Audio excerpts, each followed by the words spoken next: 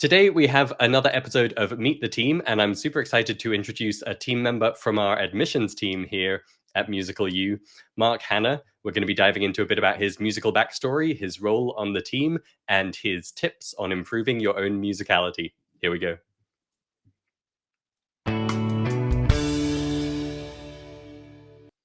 So, Mark, thank you so much for joining us on the show today. Say a quick hello to our audience. Hi, guys. I have been looking forward to this one because not only are you one of my favorites, and it's always great chatting with you, I think the admissions team is a relatively new part of our team here at Musical U, and a lot of people don't really know what that means and what you guys might do. At the same time, we have lots of people who've spent extensive time on the phone with you, but might never have put a face to the name. So I'm excited to have this chance to introduce you. And as you know, we love to kick off with the big dominating, no, big intimidating question of what does musicality mean to you?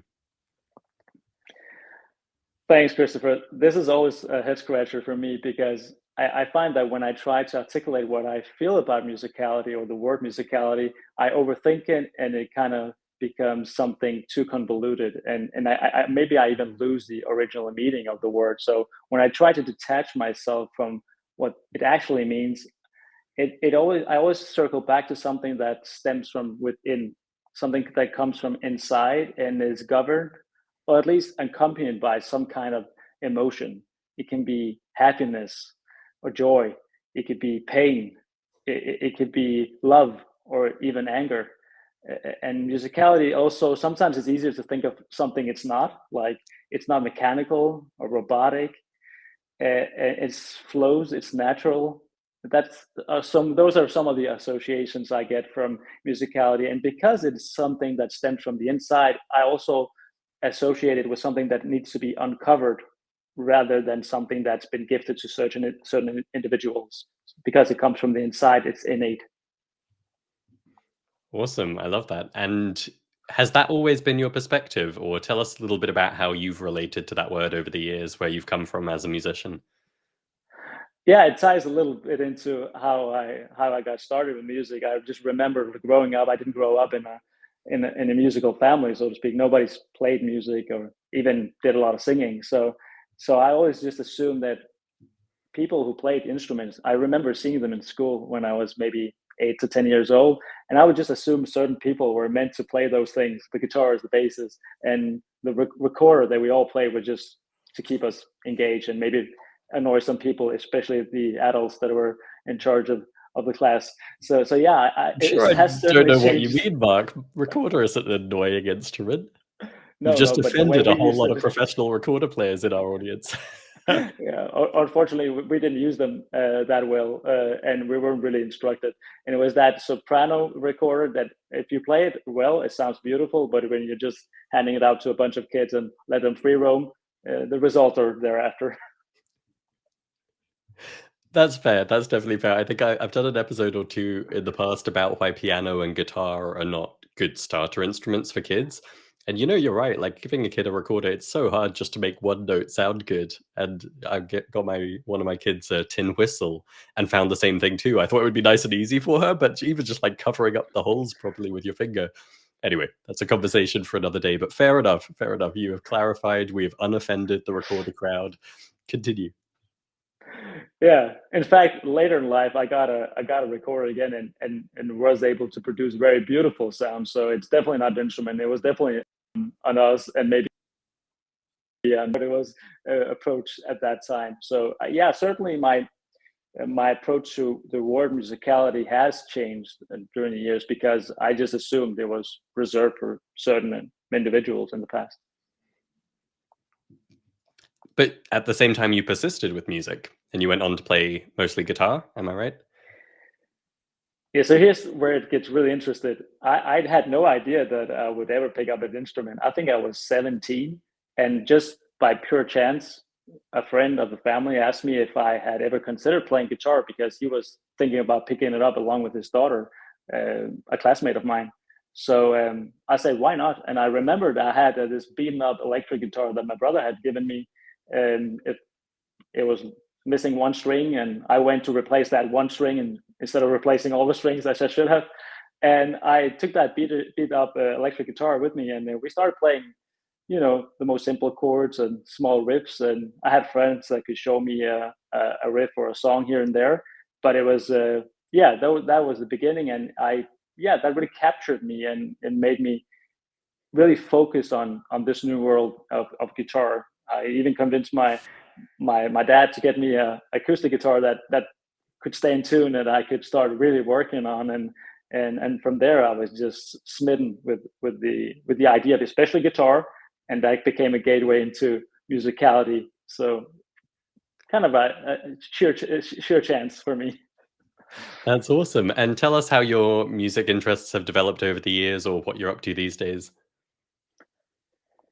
Yeah, so I must admit I kind of went overboard with the guitar once I just found it. It was like a new love. I really connected with Prince's song "Guitar" when he says, "I love you, babe, but just not like I love my guitar." And I probably ruined a couple of relationships by just not being present and just dedicating too much of my attention to guitar. It didn't even feel like a thing. And I remember having to choose between doing my homework or actually playing guitar, and the guitar would win 9 out of 10 times. So throughout especially the high school slash college years, I would gig a lot. I found a couple of bands to play with.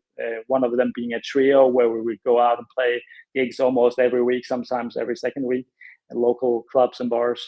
And that's where I really got thrown into the mix of playing live music, and found a great pleasure and great sense of joy of especially playing improvised lines, improvised guitar, and also trying to take care of all the harmonic um, filler along with one other with a bass player. That was one of the great challenges of playing just three people. You have to kind of learn to stretch, and I was suffering a lot with rhythmically, which was my big one of my big weaknesses at the time, along with a untrained ear or uncoordinated ear. So there was a lot of things to do there, and I think that's when musical use a lot of years after came into the picture to kind of fill that void. But my guitar playing went through phases. So I would always play at home, no matter what. It was my therapy. If I had a stressful day at work or doing something else, I would always come back to the electric guitar or the acoustic guitar.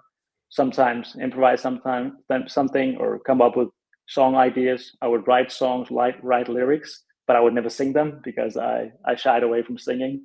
Had too many negative experiences with singing growing up, and I thought that again I was kind of limited in my beliefs about learning to sing, so I kind of shied away from that.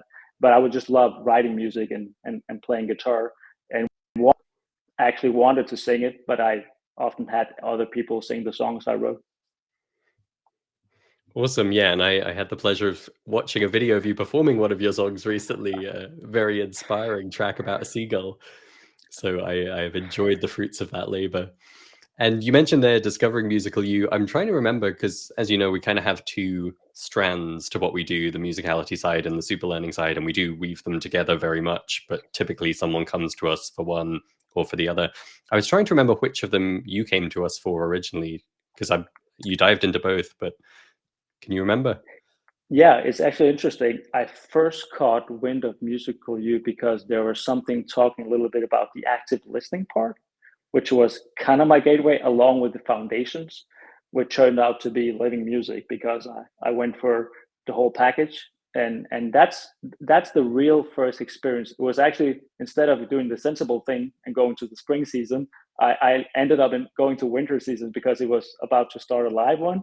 And that's where I got my feet wet. So, and I was amazed because I knew a lot of the so-called theory behind, uh, but the way we cover things in winter and the way it was presented meant that I was connecting my ears to things. I was experiencing the sounds. I wasn't just reading about them or understanding them intellectually. I was actually experiencing. So I had my first aha moment where I could tell just by the sheer mood if we were going left or right in the circle of fifth. And that was just a aha moment. It was like, okay, so I'm not tone deaf. I can actually hear these things. That's awesome. And just for a bit of context for anyone who doesn't know, the winter season of living music is focused on the circle of fifths, but as a gateway to really all of theory relating to pitch, so keys and scales and chords as well. And it's funny that you dived in there. It's not typically people's first choice because it can seem a bit intimidating. But I'm glad you had that experience because that was our exact goal: is to actually make it really playful and exploratory and fun. And I'm relieved because some people might have turned the other way. Awesome, cool. And I mentioned at the beginning, the admissions team is probably a little bit mysterious to a lot of people because obviously our main membership, you can just come and sign up and become a member. Talk a little bit, if you would, about your role on the team, what you do in the admissions team. Yeah, it's a really interesting and exciting role I've gotten here at Musical U with the admissions team because we have this wonderful coaching program, which, to be fair, isn't that old. I think it's a couple of years in, and it's amazing. It's just an amazing opportunity to work very closely with a with a musical expert at Musical U. So one of our fantastic coaches. I've learned so much from them personally, and here our applicants and in the future members of Next Level have the opportunity to work very closely with one of them to work on something specific that they want to achieve. And that's what I love about Next Level. It's such a personal program that is tailored to what you want to achieve in music and things you might have already decided is impossible or without your reach, and then that becomes the possible, and that is one of the most amazing thing about the Next Level. So my role is trying to find the best match. That's it. That's the most precise way I would describe it. Find people that were a good fit for the program and where I can see that the program is totally aligned with their goals. So I have these quite long interviews. It can easily be 90 minutes or sometimes even a couple of hours of a conversation just to make sure that there's a good fit and that I understand what this person, this musician is trying to accomplish. Awesome. Yeah, well put. And I think, it's probably clear from Mark's manner, but when he says it might be a 2-hour conversation, this is not a grueling 2-hour interview where we're drilling you with a light shining in your face.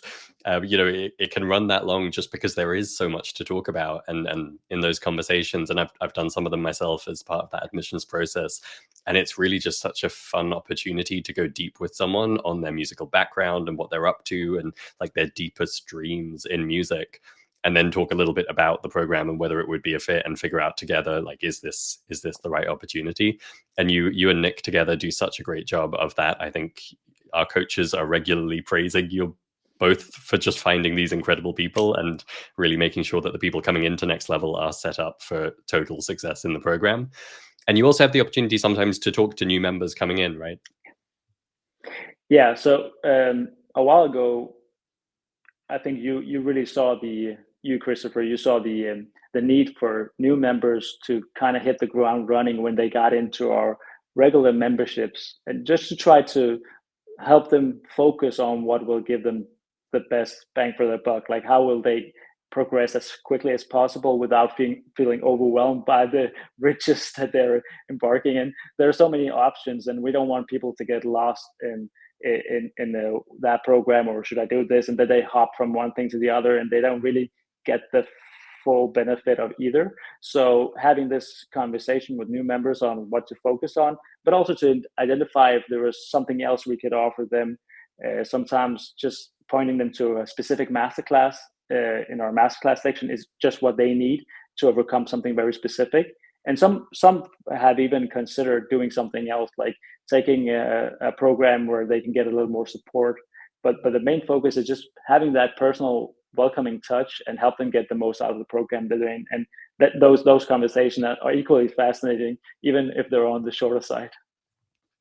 Absolutely, yeah, and it's not something we can do for every new incoming member, but I think typically at the moment when people sign up for an annual plan, we include it as a special welcome.